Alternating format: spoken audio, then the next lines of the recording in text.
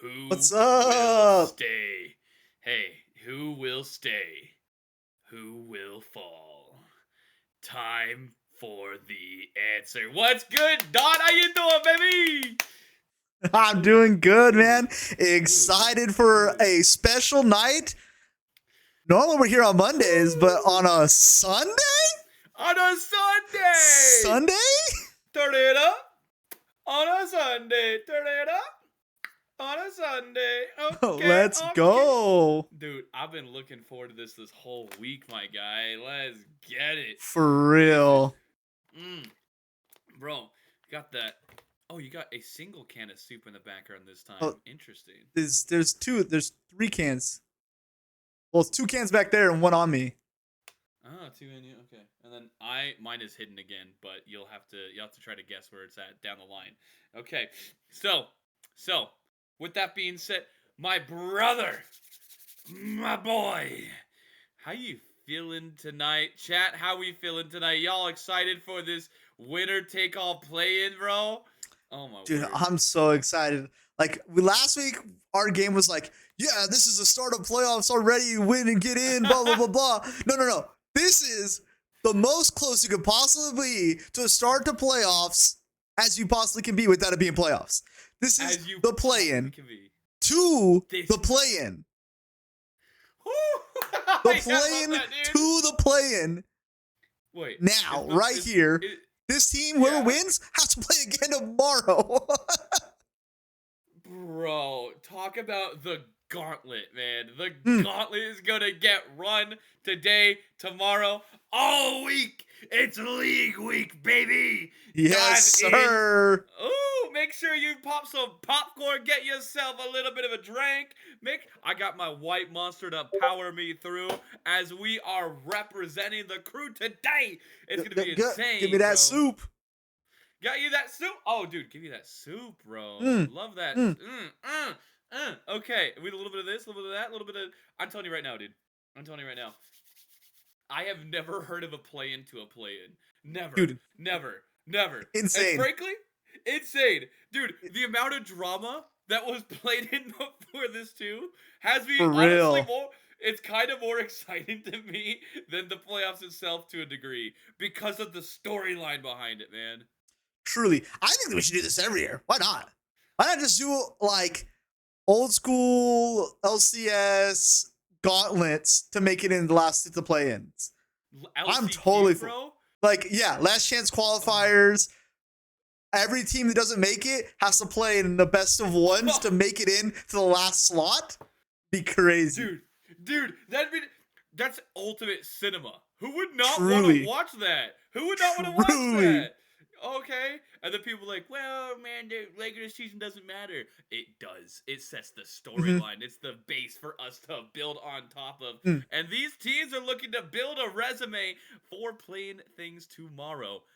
We got the Cheezers and the Ewoks. I mean, okay, Dot, can you explain to me? Do your best. Do your Mm. best. And it's okay if you need a little bit of help here, if you need to phone a friend. Can you explain how we got in this situation? Yeah, so pretty much, from my understanding, is there was a three-way tie, and I'm going to continue to go over this, but I'm going to transition. They are starting draft. They're ready. They're starting So now. the We're starting hopping drafts in. are ready. So Woo! I'll just explain stuff as we're going to start draft, but pretty much there was a three-way tie between the Ewoks, the Cheezers, and the Frigs. Yeah. And because there's a three-way tie, they went to the tiebreaker rules. Well, the tiebreaker rules were not conclusive on who would win. And some of the versions that the Doctor Strange saw, the Cheezers won, and some of the versions Doctor Strange saw, the Ewoks won, but in all of them, the Frigs won. So the Frigs automatically made it through, and the Cheezers and Ewoks decided, you know what, let's not make a vote or try to figure it out by like math or something like that. Let's just fight it out and figure out who gets to go through. Just duke it out, man. Just duke it out, throwing haymakers. Woo!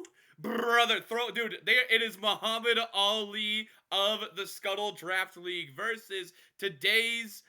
I'll give him a little bit of a Tyson Fury, if you will. We're gonna brawl and see who can come out and clinch this title. I am curious to see that for sure. I know for sure. Okay, immediately, by the way, we're hopping in. We're going to pick the Jinx, the first pick First in the pick Jinx to the play-in. And then Ewoks are ready. They're already hovering Aphelios right off the get-go to respond back. I wonder if they'll lock it in. Personally, I'm a big Aphelios lover. I think he's really, really good if you can manage the guns well. It just really depends. Oh, okay. Youngster Joey said that you're slightly loud. I'm a little quiet. Appreciate the comms there. Good, Mr. Sir Joey. And yeah, they're hovering it.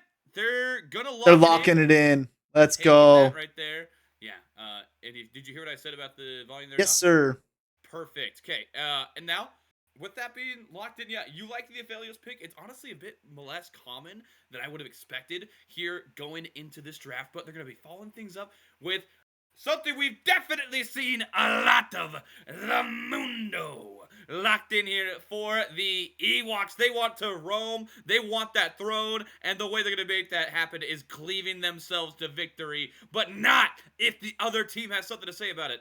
Already hovering that Morgana, trying to protect their Jinx and do a little bit of trolling while they're at it with that Trundle. Yeah, I wonder if this is going to be a Morgana support or a Morgana mid. I feel like 95% of the time it's been Morgana mid recently, man. I don't know. We'll see. It could be either or in this one. I would be curious to see that as well. Honestly, it could even be a Trundle support at this point, man. We've gone crazy. Oh! Something I have not seen recently, the Annie in the mid lane. I think that's the first Annie that we have seen picked here on stream. Yeah, and I think Annie is a pretty good matchup into Morgana. You know, Black Shield is good, but Annie does it so fast that sometimes it's hard to get the Black Shield off. Hey, man, it gets me off. Then we could possibly... Okay, we're having...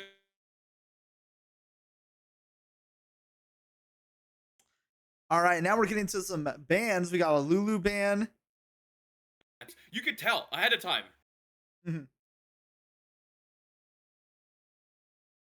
Oh, I lose you for a second.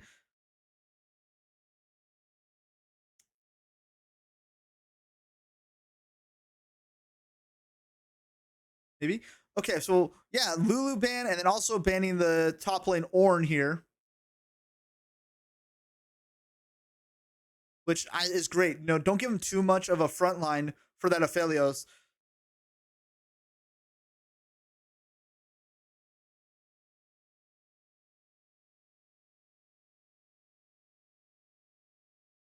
If you're talking, I cannot hear you right now, Soup Dude.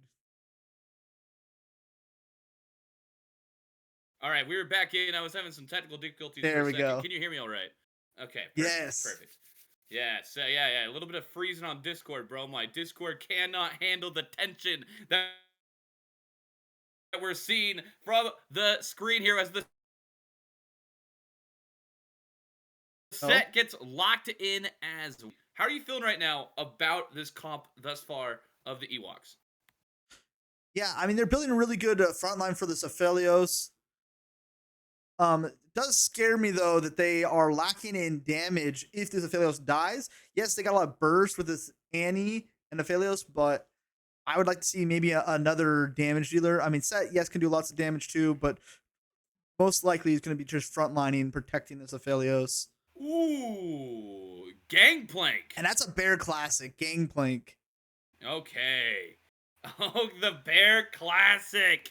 Bro is going to the tried and true to make his way into the playoffs. You love to see the confidence in that one from him. The Gangplank. Also, the first Gangplank that we have seen on stream. And it's going to be followed up by the Yordle herself, dropping the hammer on the competition. We're feeling the Poppy. Yeah, Poppy, I don't see why Poppy here over other tanks. There's no one really with dashes. No one to really CC up with her abilities. I mean, yes, you can pin someone against the wall, but some of these abilities like Mundo's unstoppable, Set's ult can make him unstoppable. It becomes kind of difficult to pin the people against the wall, but following up with a Thresh to end it all off makes me think that, you know, the Ewoks team comp is more well-rounded than I think the CHEEZERS right now. They have a really strong front line, some pick potential, and a lot of burst damage between the Anisette and Aphelios.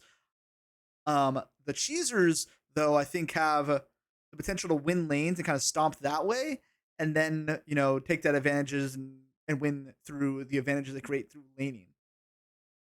Okay, and it looks like Joey's saying that Poppy is a good takeaway for the rest of the series from Akamets. Don't like it here, but some fearless value. So trying to play the long game potentially with that. I don't mind that at all. And you Dot just mentioned that you're favoring the EWOKS out of the draft. But personally, I was going to favor the CHEEZERS heading into this one because of the generational tear they've been on recently.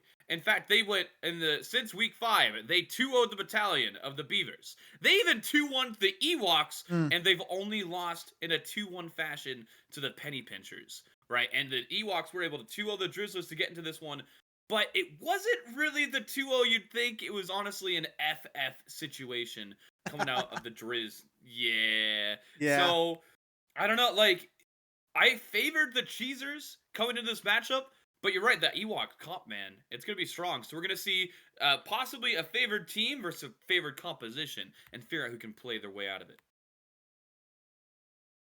Yeah, for sure. And, like, I'm just super excited for the games today. This is going to take a little bit of a break, so I think we'll switch back to us.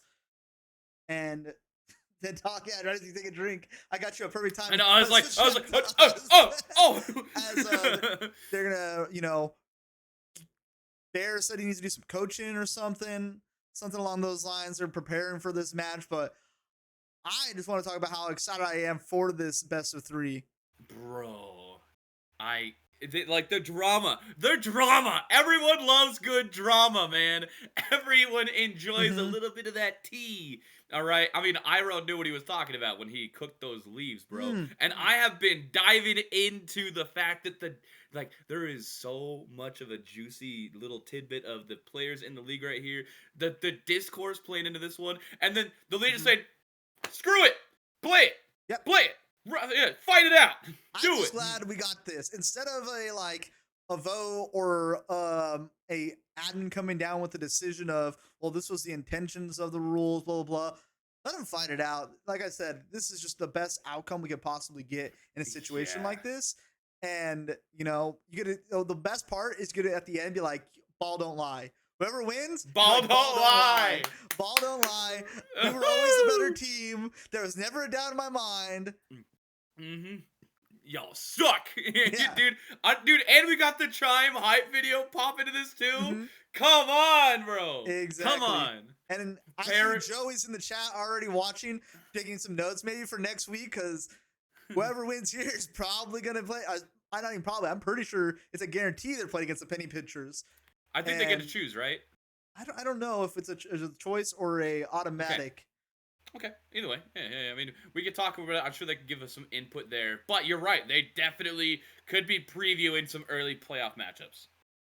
Truly, and if that's the case, I just wanted to think who is the team that can make a run if they win this? Is there a team that has a chance to upset the Penny Pinchers after winning this game? Okay. I know it's a lot to ask for. In turns, Dot, did you see I'm smoking you in fantasy? Bro, Bear, get... Suck it, bro. Suck it, Dot. I'm going to change my team name this year to Team IR. Oh, that's crazy, bro. That's crazy. Bro got sauced gardeners. Oh no. I mean, I'm winning my league. Well, I've already got I changed my mind on who I'm voting for to win this one. I literally brought out the CHEEZERS merch for you, Bear, and this is how you treat me? Hey, I don't mind being a Queso fan. All right, I'm all about that cheese. Let's go, Dryan too. Yapping up in the chat. EWOKS all the way. You might be one of the few, bro. I don't know if we got some EWOK stands in the chat or not. Y'all, show your representation here soon for your team. EWOKS or cheese. Is who do you have winning this? / is there even a chance this team has the chance to beat the Penny Pinchers? Dude, technically, on paper, the Drizzlers should be cracked. Okay? Their highs should peak. Or excuse me, the Ewoks should peak. Excuse me. I said the Drizzlers. I was a little caught up in La La Land for a second. The Ewoks should peak that out of their minds on the right stage. But the CHEEZERS, man. The CHEEZERS. All you need is to have Bear go. How do you beat the cheese? The big cheese. The big poppy. Bear's going 10-0 every single game. Okay? And at that point, you can't lose. There's no way around it. He's gonna beat you in fantasy. He's gonna beat the teams here in the playoffs, man. That's how it is. That's how it is. Whoa, Slippy Bub. Penny Pinchers could lose 0-3 in the playoffs, and I wouldn't be surprised. That's Deeply true. Unserious team. That's crazy. A Joey classic. Be the best team, and then throw it anyway. Like. The undisputed goats and a giant amount of elves. I can confirm, because when I was on his team, we didn't win it all, even though we were the best team. So. I will not tolerate Joey Slender as my goat. Big Tommy fella whom. What did Les pay you to say that? I read the chat! Yo! Hey, man, take it out with him, bro. Take it out with him. I'm a Penny Pincher fan. They played Blitzkrieg. I'm good. Split. We just didn't win. Oh, shoot. That's all I'm saying. No. So, like, if we were the best team last split, we didn't win. You're the best team again this split. Frog guy, this guy knows equals ball. 1. Yo. Oh, right. No wonder y'all got a banter chat. The gun started now, so we should be getting into a game. Okay. I don't know if they were in weird. Yeah, they were in weird spots. I'm looking at where people are, and they're not in the right spots. Didn't Bear literally say, I have to do coaching to my team, and then just trash talk you in Twitch chat? Yeah, pretty much. Isn't that a literal? Someone said something, I need 2 minutes, and I just blamed it on Bear. So I don't know if that's true. Bear, what in the world, bro? I love that, dude. Yeah. He shouldn't be in chat now. He should be in game. They're already a minute in now. So they're a minute in. Okay, yeah. Make sure we can transition into things, guys. Yeah. So all right. That spectator delay. We got another 30 seconds. We'll be into the game and be able to see the start of the game. Now's the time. Now's the time for the support. Before we start, score. Who's gonna win? What's the score gonna be? It's gonna be 2-0 CHEEZERS. Ewoks aren't gonna get a game. CHEEZERS are gonna slam them. I'm gonna tell you right now. First game is closed. Second game, Ewoks are gonna finish with 2 kills. All right, 2. My guess is a 2-1 CHEEZERS.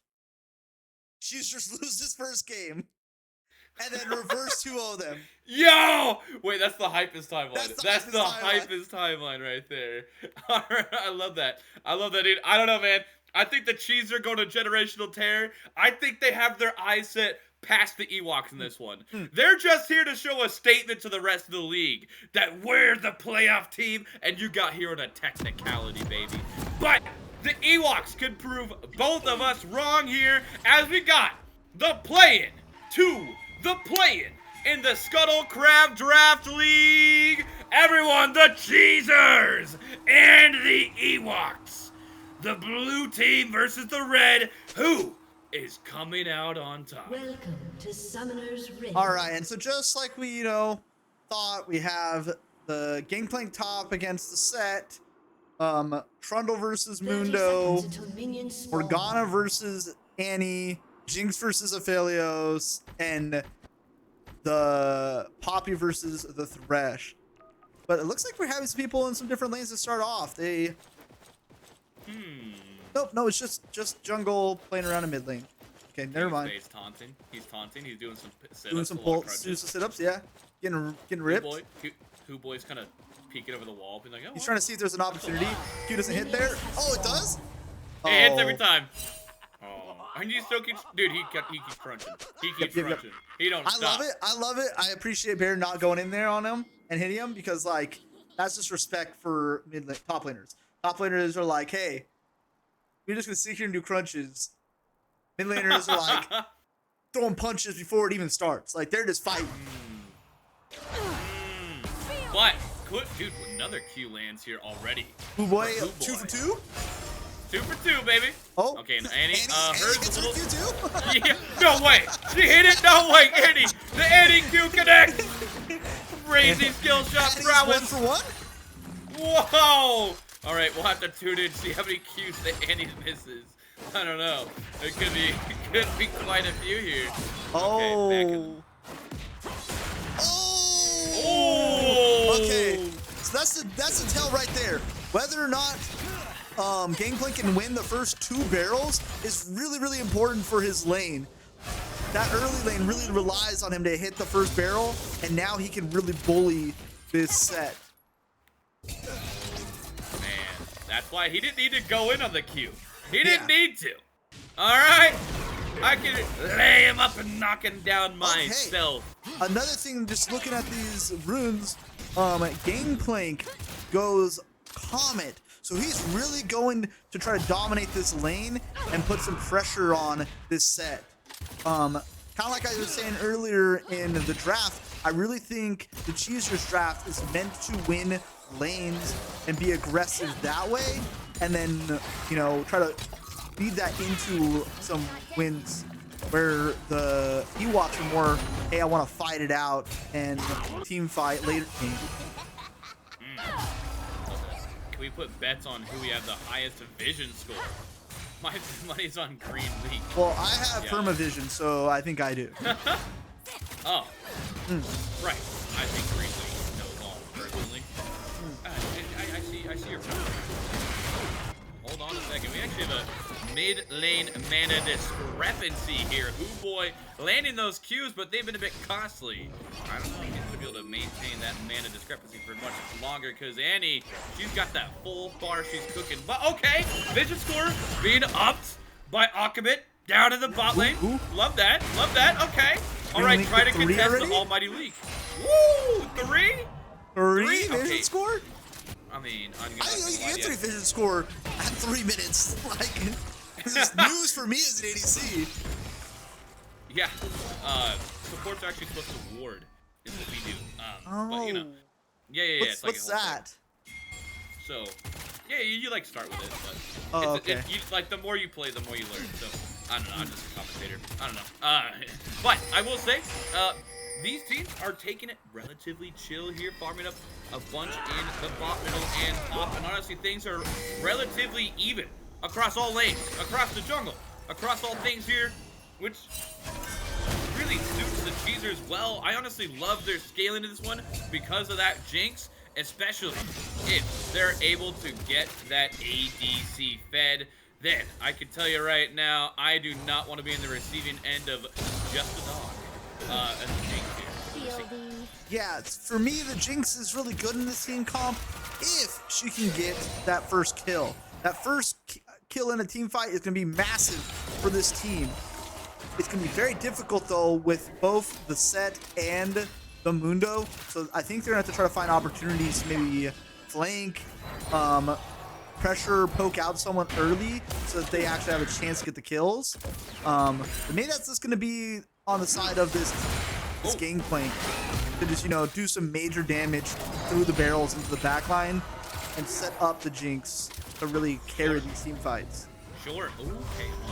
Reps just taking a tower shot just because they're asserting dominance. I like it. I like the play. Yeah. Good stuff.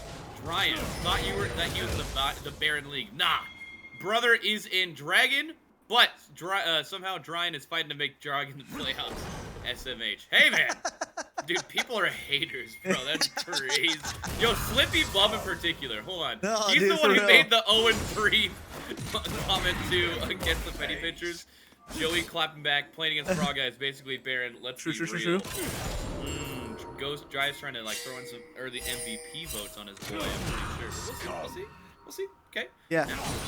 For me, I'm a little disappointed. I feel like this Gangplank should be further ahead than he currently is.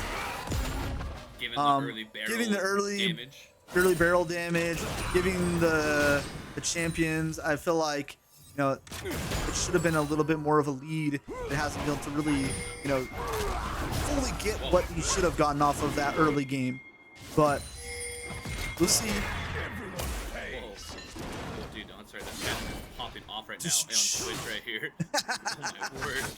That's crazy to have an ego to call out master plays. We're gonna lose a Prodigy, my bubble, just a dog. Oddly enough, Dryan has as many W's in Barret as Slippy Pup this season with less games played. Crazy. Wow, y'all. Jeez. Oh my word, dude. Y'all. This isn't banter, guys. This isn't banter chat. Yeah. They just transferred it over. This is my Christian Minecraft Twitch stream. Yeah, please. Yeah. Honestly, every single chat is just a conduit to destroy each other verbally. And I'm a fan of it. I'm about it. And I'm a fan, too, of this flaccid play for the Annie. She grabs the initial kill onto the Trundle, and that means they're going to secure potentially that blue buff as well. No, they're just going to back off here, but great plays out of the EWOKS, claiming first blood.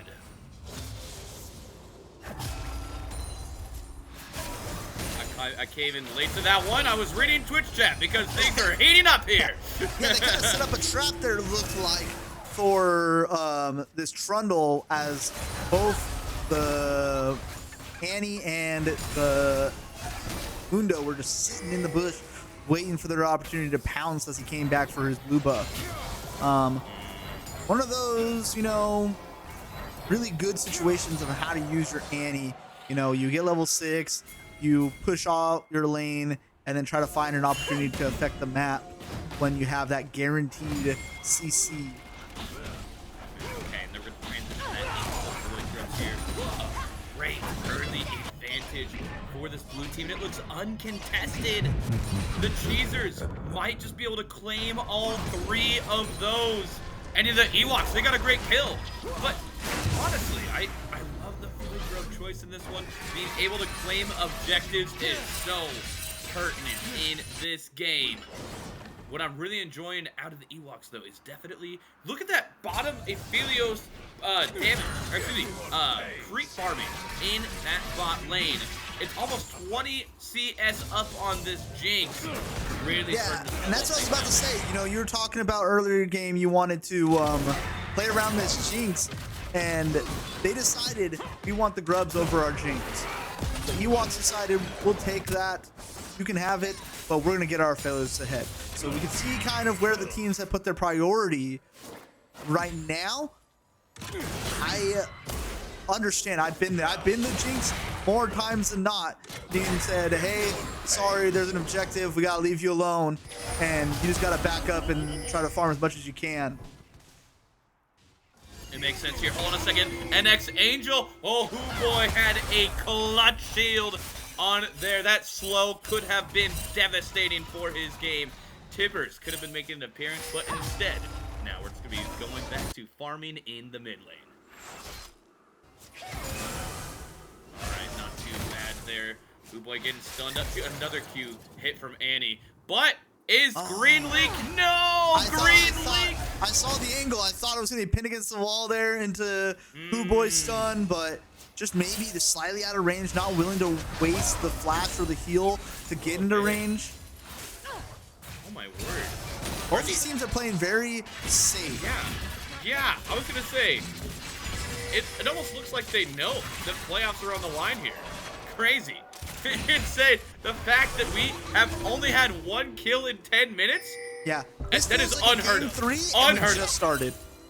Honestly, they know. They know what's playing into this. They know what's on the line. And that means that they are going to play safe. But it's only a matter of time before one of them falls and all of hell breaks loose as things snowball out of control. It's going to be a bit of time before they can claim an advantage for themselves and feel comfortable enough to make those kinds of kills in the mid lane here. Annie really played so safe, but she's rooted under the tower. She stuns and timbers herself. She tries to flash, but the balls of fury. Who boy takes the 1v1 in the mid lane. I love watching 1v1s, but it is just not that fun watching Morgana Q put a pull down and slowly watch them tick away until they die. That's gotta be the most slow 1v1 kill. Like, oh, hit him. And for 5 seconds, they stood still while getting burned slowly from W. When Tibbers came down, I thought he was going to be body blocking her for the escape. I'm not going to lie about it. I was like, you know, maybe, hold on. Oh, they're putting down a lot of damage. Green Leak is really getting tagged up. Gets it out with half health there, though. Mundo trying to rear his big old head. He's on a business call. He's busy. He's going to And again, you see the CHEEZERS are focusing the objectives. Trying to get an objective lead to win this game. Ooh, hold on.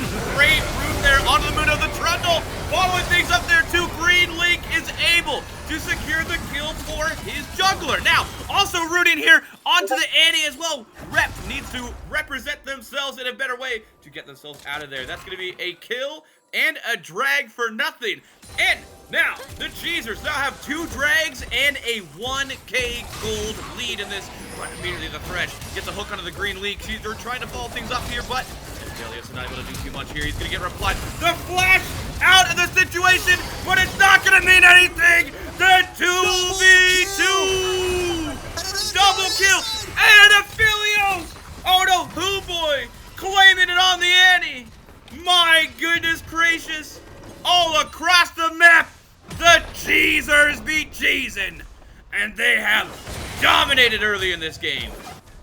Yeah, I think that was just a bad call by the Thresh. I think he thought they had enough damage to kill this Poppy, but you know, you risk that whenever you go in on Jinx. If she gets 1 kill, that fight's over. It's just GG. She's gonna run you down. It's really difficult to get away.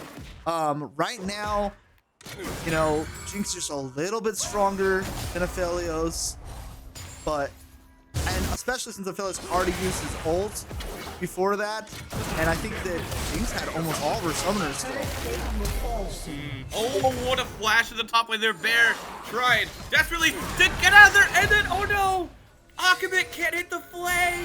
And that is going to give Bear a easy path out underneath the turret to safety. Oh, that was so crucial for Akabit to connect that. That was a very unique top lane play there. Bear's, you know, quick thinking to get out of the ult with his orange, but then that flash, he was flashing nothing. But luckily, I think it confused Thresh so much the Thresh tried to hook nothing and then missed play. So either way, it works out, but that was not what you want to see when you think of like, hey, this is the perfect combination of what we're expecting. Oh my goodness gracious, and it's going to be Bear who's going to be cleaning up things on the other end of the fight because his global ult is carrying him to a kill on Aphelios. Ryan is getting bruised, battered, and beaten down in this lane in the bots.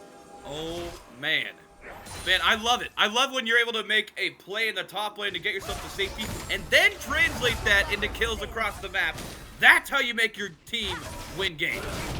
Yeah, and this is where we're starting to see the leads start to, you know, stack in the lanes. The Bears now got a bigger lead. The Jinx is caught back up.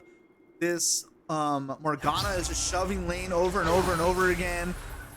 This is that point where it's starting to be a little scary for the EWOKS. They're wanting to get into their opportunities to fight. Yeah. Yeah. Like at this point, where's your scale? You got Mundo. Yeah. Aphelios obviously can make things happen. Yep. But I do still favor the side of CHEEZERS. Yeah, Aphelios, I think, is stronger than Jinx until Jinx gets a kill. If Jinx gets that kill to start the fight and gets excited, then Jinx becomes obviously way stronger than Aphelios. So if you're the EWOKS, you have to not let her get a reset. The second she resets, she becomes so much stronger than Aphelios. It doesn't matter. I think they just run over the team fight. Oh, hold on. Leak is in such an interesting position here, and they're actually caught out. Angel trying to follow things up, but he is going to make his way into safety. Those grubs rearing their ugly little heads and proving very pivotal in that little chip damage they're doing on the turret. They've claimed the Rift Herald as well. Everywhere you look, things are coming up CHEEZERS. The EWOKS claimed first blood, but since then, they have been put in a bloodbath. Yeah, I think they need to go back to kind of what they were doing when they got that first blood. Try to move this Annie around and find opportunities to get picks with her. You know, it's a guaranteed CC on anyone except for the Morgana. I mean, Jinx is crazy and didn't go cleanse against this Annie. So, I mean, I guess you can't do it against the Gangplank, but anyone else, it should be a free pick if Annie blows her combo on them and stuns them, and anyone else is there to follow up. Nothing different, to be honest. Dryan is usually the black and blue in the bot lane. I will say, there was some trash talk about Dryan ahead of time. Oh, how is he only fighting for a playoff spot here in Dragon? He should be a Baron player, that kind of thing. But, as you mentioned, Dot, Dryan really is going to be where the focus comes from here. Hold on a second, a TP into the Dragon pit as well. Poppy trying to follow up onto Dryan. He's going to be caught out a little bit, and the ADC is taken down here. Damage is forfeit. Annie going to fall as well. That's going to be a triple for the Morgana. The entirety of the EWOKS have been slain off the map. Thresh. Oh no, the captain, my captain. Wherefore art thou help? Everyone is gone, and you have been aced. That is a crazy lead now for the CHEEZERS. Yeah, they're gonna pick up some towers there, but I want to see this fight again. It seemed like I think they got the dragon is what happened, and then they were able to get Jinx excited. Yeah, they get the dragon here, get Jinx excited. She's able to finish on to Ryan, who got stunned by that. I think it was Poppy. Green League. It was Poppy, yeah. And then is just able to run over the fight with the ult from Morgana. Let's head back into this as it looks like Jinx is running away for her life. Is able to get away. Okay. She has to expend that flash, but she's able to get herself to safety too. That is maybe not. Maybe not. Oh wait, you might be right about this. She's actually caught out of position potentially. She's trying to retreat over to Bear's just right there. Bear's just not about it. Bear's not about it. He said, hey, GG's, buddy. Hey, Should've backed. have fun. Should've backed. Yeah, that's on you. That's on you, pal. That's so funny. His coaching ahead of time. I love that. His coaching before the game started was just said, hey, take care of yourself. Yeah. Actually, I'm not gonna. Look, if I don't you got die, it. we win this game. They're like, you know, that's we that's need the the Bear motto. gameplay. We need it. Jinx is nothing in this, trust me. Oh man, that means that, okay, it is a kill for the EWOKS, but dude, 9,000 gold down at 19 minutes. How do you come back from that? I don't think they do. I just don't see an opportunity for them to get back into this game. The CHEEZERS have gone too far ahead too quickly. The one opportunity they had to get Dragon and kind of force them to be in a bad situation was nullified. They got Dragon anyway. It's just too difficult now. Oh, what a hook by the Thresh, though. Okay, the captain now trying to make the plays. Ooh, boy. Now going to get shut down. Poppy trying to save the Gangplank there, too. And he's getting turned around. No way. The CHEEZERS. Bear with the double kill. How did they turn that around? That was that flash right into Jinx hold. It's so sad. You help Jinx get there and get excited. You lose all your people only for this one Morgana. That is crazy. No way, bro. Please show the, please show the get down, Mr. President moment. Please. I think I got it. Let's see. Okay. Here we go. go. Who Boy's running away here. And they're like, it looks so good. They're flanking him. They're like, so okay, good. we're going to get him. You know, gets hit by a hook here.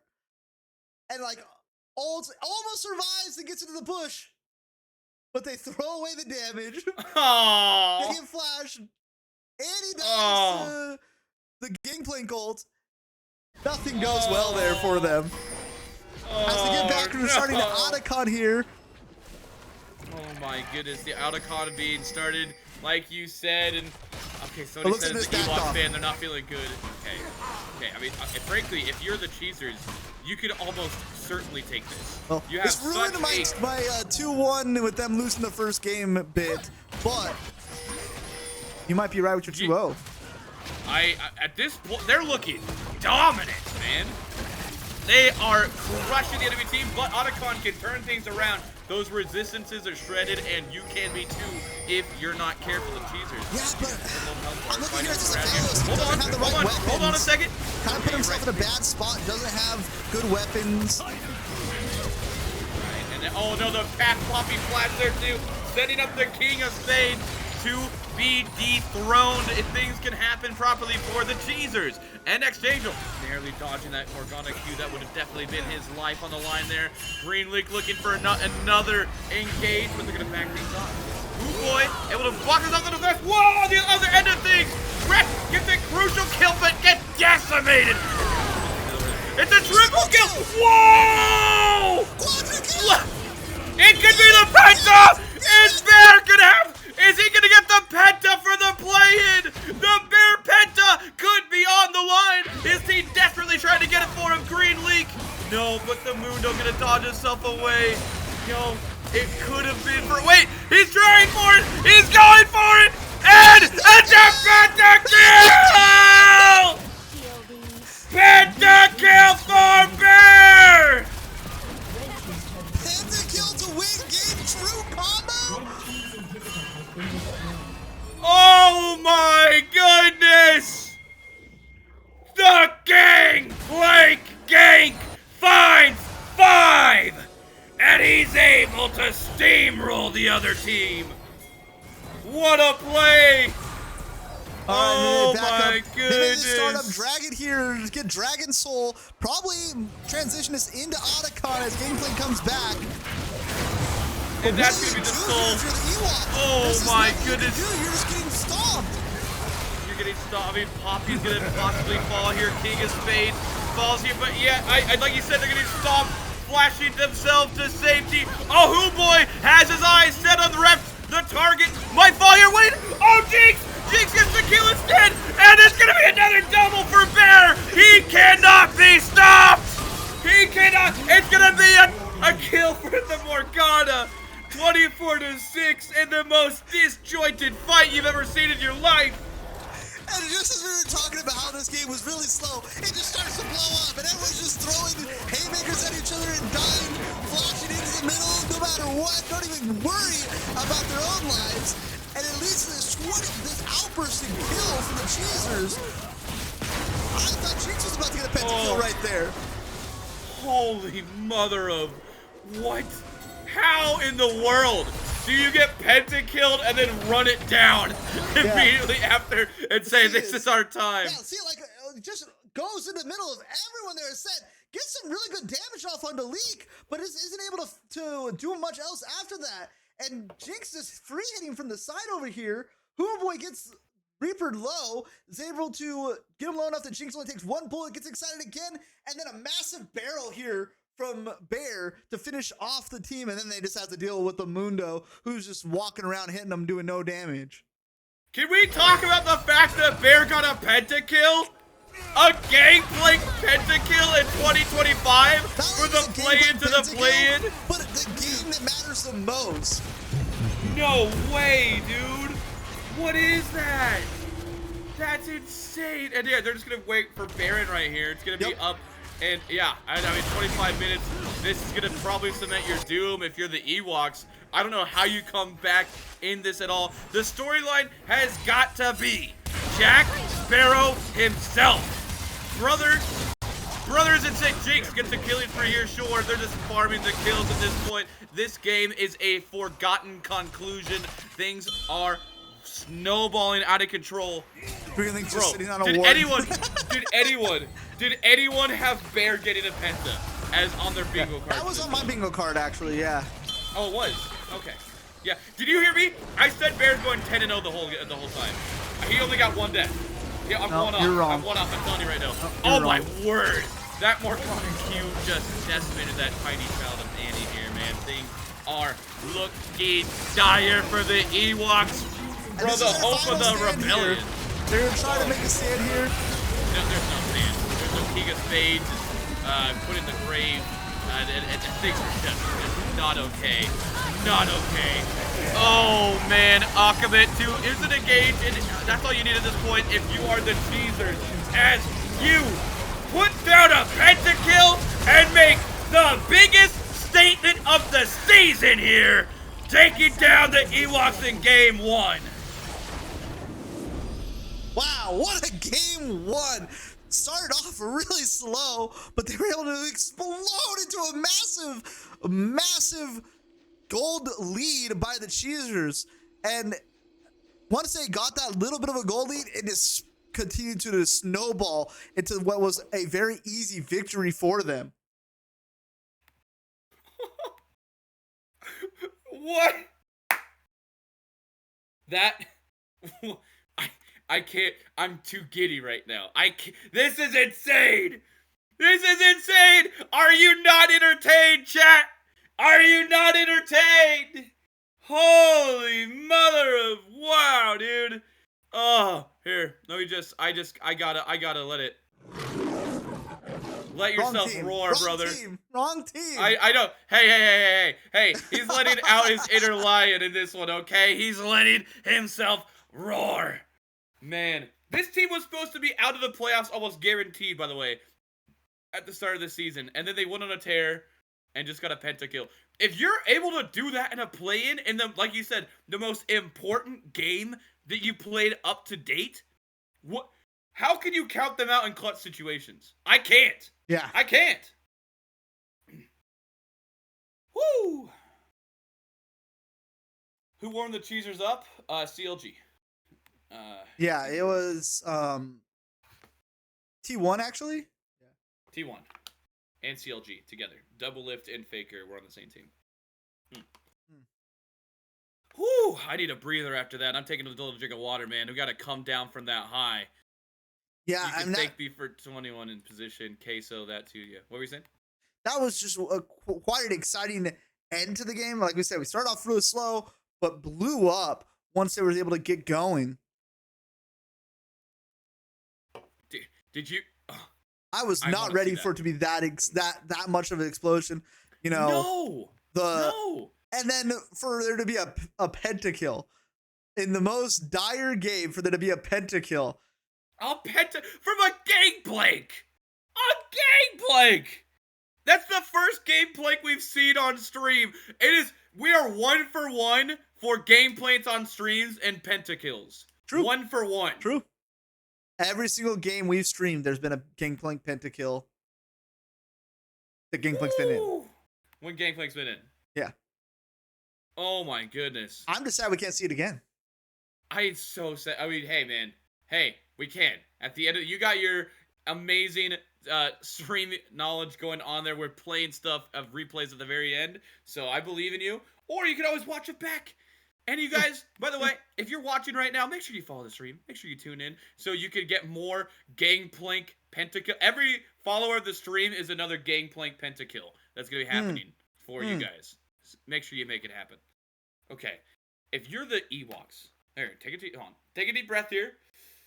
And now, if you're the EWOKS, how do you come back? Do you have a shred of hope in this one?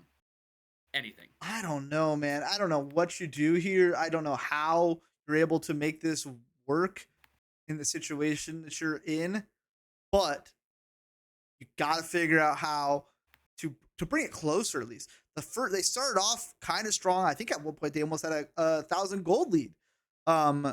So you had a strong start. Some stuff started to happen in the mid game, and they let it just explode out of control.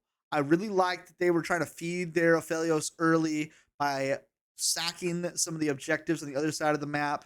But if that's the case, then you have to play around him when it comes to objectives on the bot side of the map. You can't just give up every single objective. Oh, talk about that one, Yunara. Yeah, a Yunara pick for the CHEEZERS fits into that, that aggressive ADC role for them. I really like the Yunara right now, but answered back instantly with the Ashe Seraphine. Okay. I like a very fun combo. Times. Yeah, a very fun combo with Ashe's slows, set up Seraphine stuns. Lots of CC, lots of range. Kind of can be aggressive with the range advantage that they're going to have against just about anyone. Great team fighting with the Seraphine, and Ashe is just tried and true. stock standard ADC that's always going to be useful just about any situation. Okay, and we're gonna be following things up with the Nico. I like that. I like that within Yara a lot. I think that they can have a lot of combo potential on the other end of things too. And when you round things out with the Mel, we have the ladies. It's an all-lady draft happening, and Orn. Okay, all right. So that's a little different now. It's a little different. Same thing. Is Orn's gender officially stated? I don't think so. I'm gonna say that he is definitely not stated. He is not. So, okay. I think that we're solid with that pick then. We're just gonna say that right now. But I do want to say, man, you laid out some really good points. But I love the Nico here. I love the Yunara. To me, it looks like we're setting up for the CHEEZERS masterclass in this one, but sometimes you cook a little too hard. Yeah. Okay? Sometimes you've run up the engine so hot that it boils over. And at this point, there's a chance that the CHEEZERS are so high on adrenaline from that pentakill that they don't know how to handle the hot plate and it drops on the floor. So that could happen. I personally think the EWOKS are building again another team that's centered around really strong, simple, easy team fights, which is something that I always think is important to do, especially if you're, a team that's losing or lost a game and is trying to figure themselves out, is simplify the game, pick yourself very simple to understand team fight comp, and Ornn, Seraphine, Ashe, Nocturne is as simple as it can get, but it's like, okay, we know exactly what our game plan is. Nocturne ult into Ornn ult into Seraphine ult, and we're going to try to set these crazy wombo combo team fights where, everyone's put in the bounce house. They can't see. They're getting stunned for 10 seconds because of Ashe ult. But the CHEEZERS have this explosion of a team fight combo on their side where Nico, Mel, Yunara, and Aatrox so far are just like, could explode at you really fast and kind of ruin your plan of setting up this quote unquote perfect team fight. Sure. It could blow it up completely. And I mean, on the other end of things too, though, like we mentioned before that the EWOKS had a great, strong draft, but it didn't matter too much in this one. And especially like you're mentioning, if the CHEEZERS are oversimplifying things, it does bode very well for them, as you're saying. But yeah, now, last pick of the draft, EWOKS. What are we cooking here? Most crucial thing, we're gonna be winding things down to the last possible second in order to wait for that pick. And if I were a betting man right here, I would say the thing that we're gonna be pulling out is I thought they'd pick it ahead of time. I'll be honest. None. What? They're playing nothing. All right, everyone. So thank you guys so much for tuning in. That is a 2-1 for the CHEEZERS. I just got confirmation. It is a Talia. Okay, perfect. I actually love that pick for the Talia for the EWOKS here. I'm not going to lie to you. Yeah, it's really good, especially into the Sejuani, Aatrox, and Yunara, who are all dash heavy. And just kind of another way to follow up with all these globals and long range ults from the EWOKS. There's a world where I see the EWOKS just having such a presence on the map because of their ults that they can pick apart the CHEEZERS and not let them kind of have these big explosions in their fights. Make it a little more difficult for them to do what they did last game. Exactly. Okay. Well, I want to say right now, if I am a playoff team looking at either of these teams right now, I am scared to face either of them no matter what the outcome is. Because one, you have the outcome of you're playing against Prime Bear, who, brother, just freaking slayed everyone as Gangplank and hit a pentakill. It was one of the most insane plays I have seen yet in this game. Or, on the other end of things, you have to play against the EWOKS, who, if they make it out, that means that they've come back from a 1-0 deficit where they got slammed in game one. and they're able to climb their way back to a reverse 2-1 in their favor. So chat. either way, it's going to be a scary opponent you have to face in the playoffs. Game if you're one, another playoff team. Chat, game 1's done. It's done. We're on to game 2 now. You can win game 1. You could stomp a team 50-0. You still got to win another game. If you're the EWOKS here, you're just thinking it's now just a best of 3, a best of 2, and we got to win 2-0. Chat, what do we think? How are we feeling about these drafts? What are we thinking about the team so far? Was the EWOKS decision to stay on the red side the right decision? Is it going to haunt them? Is there anything that really we missed that should be pointed out? It's like, this is the deciding factor of the draft so far. It is a fantastic question.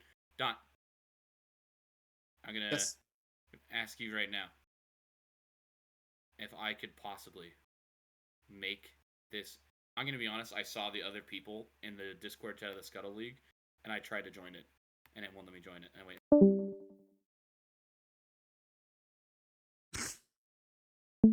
All right. Well, he left. All right, we're back. Excellent. So, yeah, I think that they're doing great in that cozy Discord chat. I want to swap things over and say hi for a second. Okay, yeah. So, things are really heating up in this one. You just gotta check in on your audience every once in a while. You know how it is. You know how it be. Okay. Oh, and it is right. Thank you guys. The winner of this is gonna play the Frigs, and I don't. Have I seen the Frigs peak like this? I don't think so yet. I don't know. I would say that, but then Monday, when they needed to win, they had a must-win situation. They were able to step up to the plate and win in a must-win game. And I think that can define a team. Having situations like that pushes you. Yeah, the regular season matters, but what really matters is those must-win games at the end of the season come playoffs. I've seen lots of teams go undefeated or even be the first seed out of their bracket and still lose to a 4th seed because it becomes. Are you mentioning Joey again? No, not just Joey, just in general. Okay. This has happened. I mean, Joey's team did it one year. First season, Joey's team was that 4th seed that came in and beat a 1 seed that probably thought they had it locked in the bag, was kind of the dominant team. So it happens quite often. So I kind of, the season matters, but it's what I think matters the most is these kinds of games. And we're seeing right now the CHEEZERS step up to the plate. We need the EWOKS to be able to do the same. That way, we can have a good game.